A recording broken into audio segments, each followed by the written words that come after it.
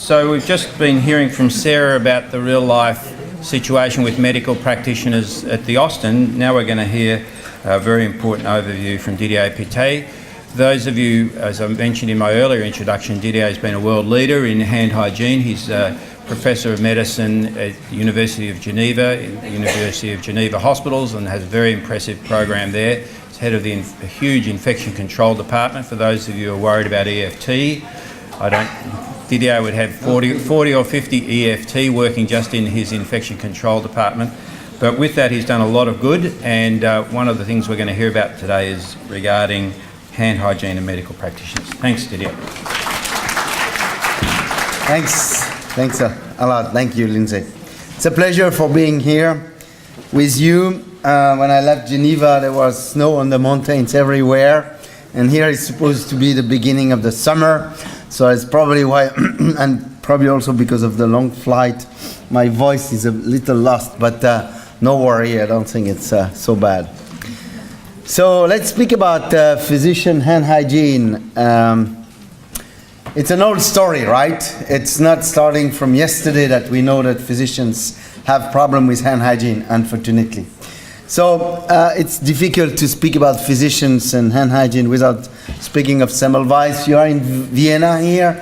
Remember that Vienna at that time was the #1 place to go and learn medicine, right? It was the place to be taught medicine. And at that time, Semmelweis, who initially wanted to do forensic medicine, ultimately and finally went to gynecology obstetrics, was an obstetrician, realized that actually obstetricians and medical students were mostly killing mothers by cross-transmitting infections. At that time we didn't know it was infections, but today we probably think it was a streptococcal infection, as you very well know. And he actually introduced this hand wash bassin. We call it hand wash bassin, but we should not call it hand wash bassin because it was chlorinated lime solution that Semmelweis introduced. And this is by no way hand washing.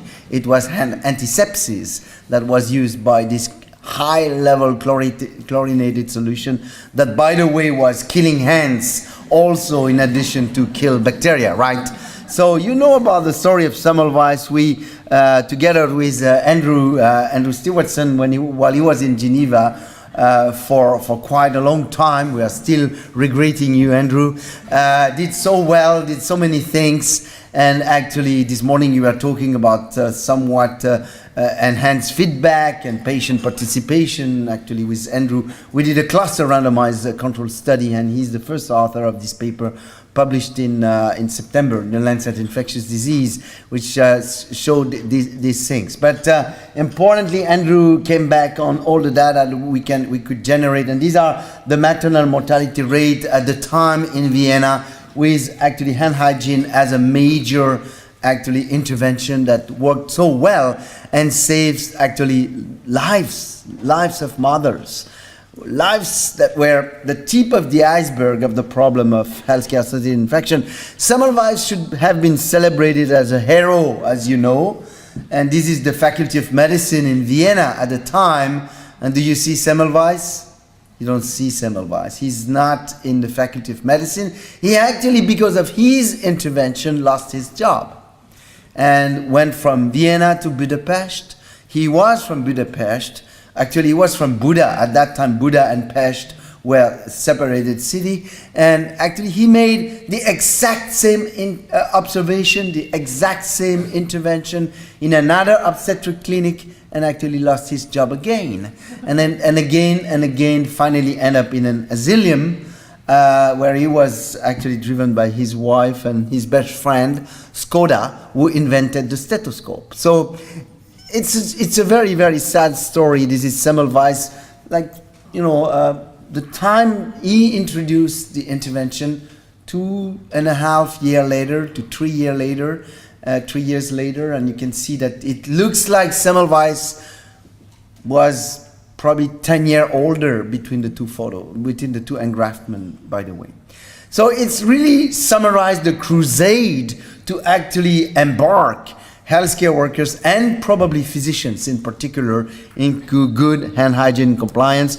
Nobody better than Louis Ferdinand Céline, who is actually the famous French writer, but you may not know that Louis Ferdinand Céline was a doctor, in fact, and wrote his thesis on the life and accomplishment of Semmelweis. It's a fascinating book to read.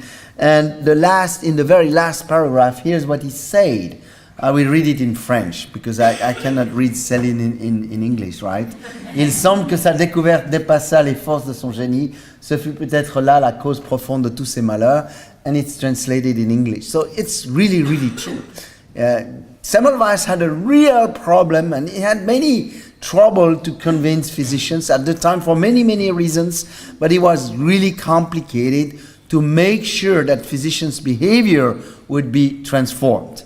Tomorrow in my lecture I will come back on different issues, because I will give this talk that you asked me to give, influencing decision makers, and I will come back on some of these issues. Now, in 1994 at the University of Geneva, we did the very first large epidemiological study on the behavior of hand hygiene and hand hygiene compliance in particular. And this is one of the graphs. This is actually one of the very first slides that we generated. It was published in the Annals of Internal Medicine in 1999 based on data that we monitored in 1994. It took us actually almost 5 years to publish the paper. Why? Because the Annals of Internal Medicine did not consider at the beginning that hand hygiene was any important. Of course, that the journal, this is the journal of the American College of Physicians. So they didn't like at the beginning the paper. They say you should provide a short version. So we worked a lot. We had a unique model that only one epidemiologist could run in the United States in order to run the model. That was a GEE model, but at that time there was no automatic way to do a GEE. So we had to fly to the US to do the model. And by the way, as you can see, physicians compliance 30%. It's not new, right? And as to compare to the time, nurses compliance 52%. This was according to the ancestors of the 5 moments, actually a list of indications that we made that was a little complicated, that we then simplified to the 5 moments for the use of WHO. So not new at all. We look at risk factors for the non-compliance at the time, and as you know, the major risk factor was time constraint, and that's why we moved to alcohol-based hand rub and the recommendation within the 5-mode multimodal element to use system change, which is alcohol-based hand rub. Now, when you look at these here in Australia, physicians compliance lower than the average of other healthcare workers. Same in Germany, as you can see, nurses versus physicians, huge differences, no question. You look at any data, and so on and so on and so on, because in almost all studies, physicians' compliance is less good than nurses' compliance or other compliance. There are a few exceptions. Some papers coming from Africa, actually, and some others from India, but there are only exceptions. Now, when we look at one of the key problems in hand hygiene is resistance to change. And I'm sorry, this is very old. It's very old paper where we look at the resistance to change parameters, where we try to have them grouped into different groups. I don't think it has changed so much from the time. Actually, I have a PhD student working on it, and I can tell you that it hasn't changed so much. And among these, being a physician was definitively one of the risk factors. So it's clear we have to explain that, we have to understand that, and we have to provide model. And today, unfortunately, I will not be able to bring you something that will really help to change the behavior of physicians. There are probably some caveats, but we'll see. Now, one important question is these. Even if there are less opportunities for physicians than for others, in particular for nurses, this does not explain the story. Well, you can see here, for example, nurses per 24-hour for healthcare worker, nurses 43. Here on medical ward, on surgical ward 66, as to compare to physicians 15, 17. We are not surprised about that. We monitored it at the beginning already. We know that physicians have less opportunity per hour of patient care than nurses, and it's obvious. But despite these, their compliance is lower. So it's not a question of the number of opportunities, and that's very important to catch it. So it's even more embarrassing, right? When this is the case, and when you're a physician like me or Lindsay or others. So now, are the difference in compliance between physicians and nurses real? I mean, is it real? Or are they just studies? Well, it seems to be very real, according to at least 2 studies, and I didn't want to pull out our studies, but you can see that there's a big difference here in the study on the left-hand side. And even if you use convert observer and non-convert observers using different either IPC or linked nurses, there are many, many ways to do convert observations. There is always an observer bias, always. It could be as low as 5%, could be as low as high as 40, even 50%. It always exists. So, but as you can see, even despite of this fact, of course, physicians are subject to observation bias, as you can see here, even more than nurses. So there is definitively truth behind the data. It's very clear that physicians are less compliant than, say, nurses, but others. Well, there is always something that I could tell is physicians are more compliant in Geneva than radiology technicians before they were educated. But when I educated them, nobody ever speak to them about hand hygiene. They didn't know what mean hand hygiene. So I think that this is clear that we have to find a solution. So why is it that physicians have this low compliance, lower than almost anybody else, even if they have the same number or lower number of opportunities for hand hygiene action? Now, importantly, and I don't think it's fun, but you need to look at the insights from the culture and the media. There is a problem there, and I will give you 2 examples, but there are many problems.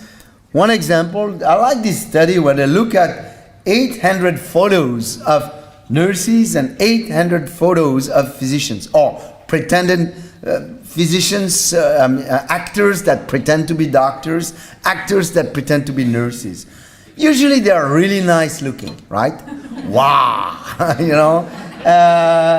it's okay. That's one thing. I have nothing against it, but you look at the criteria here of what is bad behavior. It's not very, very important. I mean, we're not talking about behavior is a lot more important, but to look at photos only, at least one incorrect behavior in 88.8% of the photos with a doctor and only 27.5% of the photos with a nurse.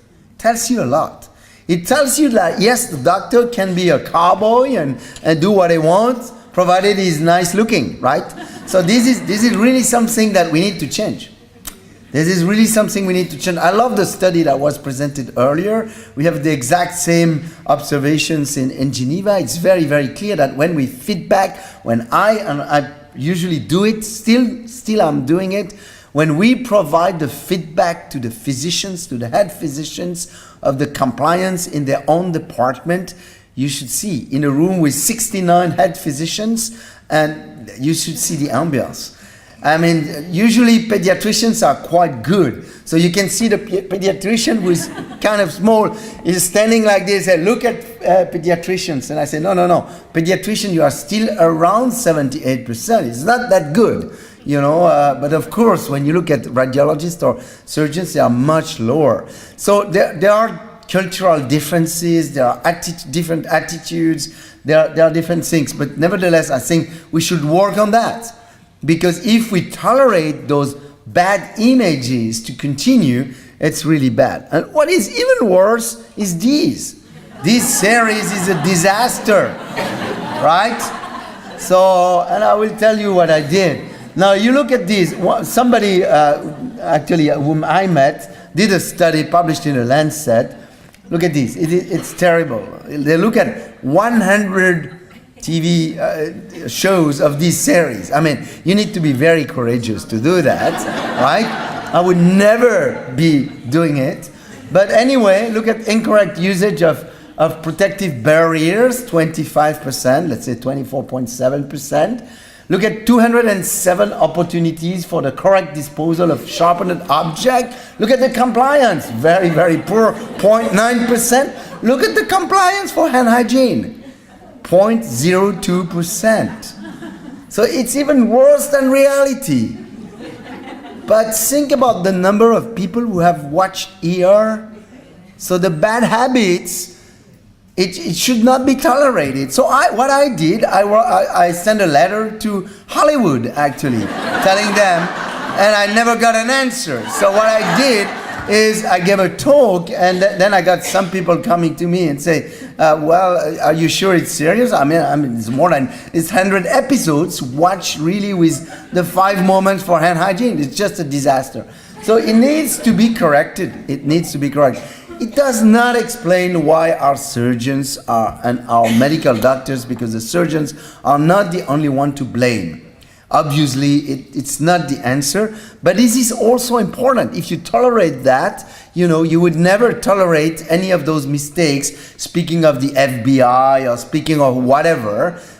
So it needs to be serious. Now, my last talk with the Hollywood production of ER is that they are 7 years in advance. So if we can cope to change it now, it will happen only in 7 years. So I think we should better do bad publicity for this series rather than try to change it because it's too late.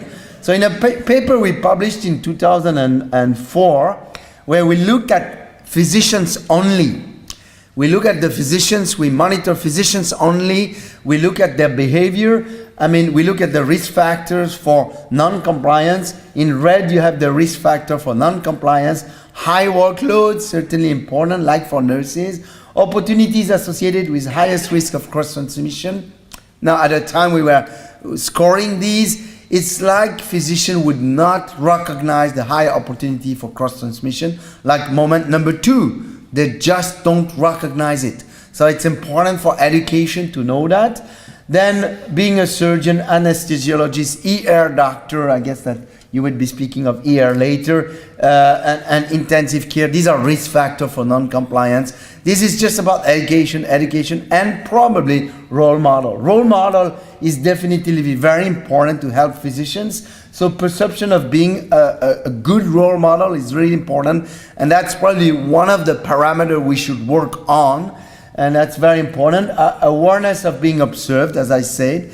Being medical students in our institution is it's really actually a good parameter for better compliance. But I need to explain to you that 20 years ago we started to not only to teach them but to have it in the exams, and it has a very, very high weight. So actually it's biased because, of course, when they come back from medical school, they are really good. And even when they move to other hospitals in Switzerland, people could recognize that they were trained in Geneva because their behavior in hand hygiene is much higher. That's good news. The bad news are that when those medical students are going into the ward, whether it's be in surgery, in medical practice, in medicine, in pediatric, whatsoever, if the role models are bad, they rapidly become really average and are not among the best anymore. So that's a very important take-home message. Pocket carriage of alcohol-based hand rub helps. It helps a lot as compared to dispensers on the wall, of course, because you carry it with you whenever and wherever you are.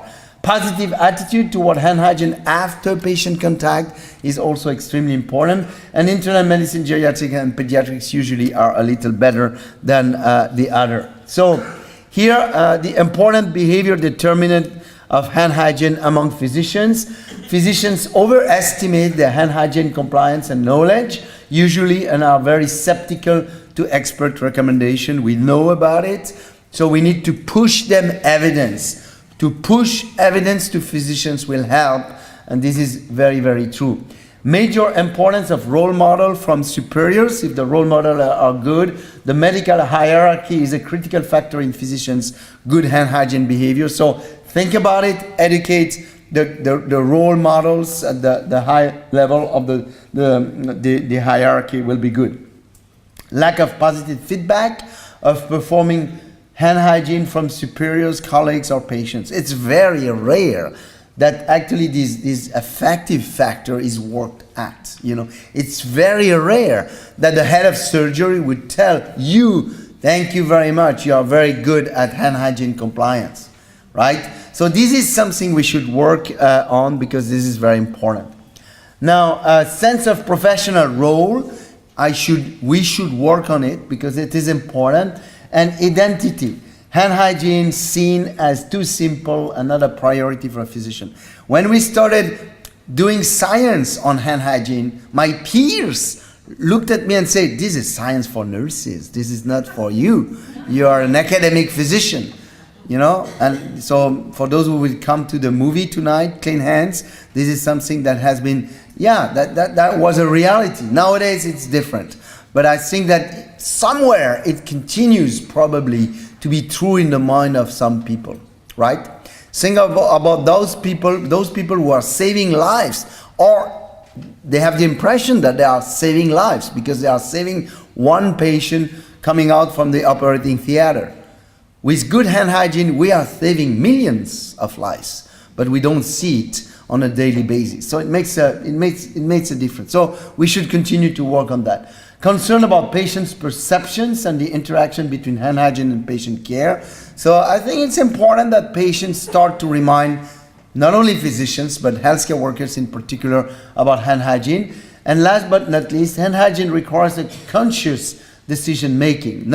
It's not an automated process. Probably for nurses, it's becoming an automated process. For physicians, it's still a little bit difficult, but it could become an automated process. I can tell you that our prior head of bone marrow transplant unit could clean his hands all the time, was 100% compliant, more than 100 even, because sometimes during committee meeting, he was rubbing his hands, and I say, you don't need to do it. I mean, you clearly don't need to do it. So it's something that is important to be recalled.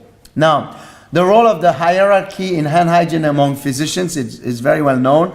There are two studies that I choose to show you. One is the impact of the attending physician compliance while people are entering the room or exiting the room, and clearly it makes a big difference. Once again, the role model is very important. And I like this study published in Hygiene, where among medical students, 83% were willing to remind few fellow students about hand hygiene, but only 30% of them were willing to do for interns, and 16% for residents, 9% for registrars, and 6% to consultants. So the hierarchy model should be completely modified, and I know it's not easy to do, and these are something that we need to think about in order to make a change. So conclusions: reinforce the WHO hand hygiene multimodal strategy among physicians. We never really developed a specific curricula for physicians. We have introduced the curricula in many universities around the world, but we never pushed it to the end, and this is something we should do. Adapt the strategy, and I think that's very important. The specific medical team needs. This is very important. We have adapted the strategy in many words, like in pediatric ICU, neonatal ICU, and so on. We have adapted the 5 moments in actually hemodialysis. We never did it specifically for some physicians. Engage the medical hierarchy is absolutely essential. It is absolutely essential, and this is something we need to do better, and involve patients. Regarding adapt, I would like to say that this is true for many things in hand hygiene promotion, as well as in behavioral science. I don't know if some of you may have accessed this TEDx talk that I gave some time ago. It's really about adapt to adopt. If you want people to adapt a strategy, adopt the strategy you have been promoting, you should let them adapt it to their own resources, to their habits, to their cultural background and whatever. This is absolutely key. So this is probably what we should do with many of our colleagues, but including, of course, the physicians. And I would like to invite you for the premiere of the Australian premiere of the Clean Hands movie a little later today at 4:30, where some of those things would be not among physicians, but would be discussed and debated, and that would be the occasion for you to receive, if you like, the Clean Hands Save Lives book that summarizes some of the discussion that we had for the past, actually, 20 years on hand hygiene promotion. Thank you very much for your attention.